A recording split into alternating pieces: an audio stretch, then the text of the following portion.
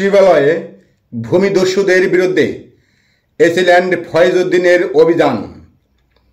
মানিকগঞ্জের শিবালয় উপজেলার মহাদেবপুর ইউনিয়নের মানিকনগর গ্রামে অবৈধভাবে রাতের অন্ধকারে 3 ফসলি কৃষিজমির মাটি কেটে ইট ভাটার বিক্রির বিরুদ্ধে 28 ফেব্রুয়ারি রাতে মোবাইল কোর্ট পরিচালনা করেছে শিবালয় উপজেলার সহকারী কমিশনার ভূমি এসিল্যান্ড ফয়েজউদ্দিন আহমেদ।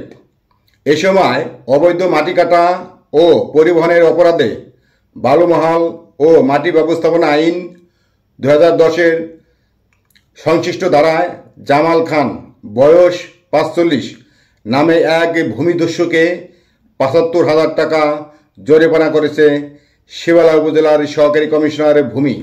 জানা যায়, অবৈধভাবে মাটি কাটা ও পরিবহনের অপরাধে জামাল খানকে বালুমহাল ও মাটি ব্যবস্থাপনা আইন 2010-এর সংশ্লিষ্ট ধারায় 75,000 টাকা জরিমানা করা হয়েছে।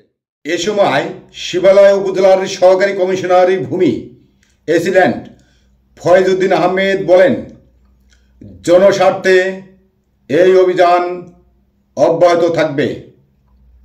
মোহাম্মদ জাহাঙ্গীর আলম, মানিকগঞ্জ।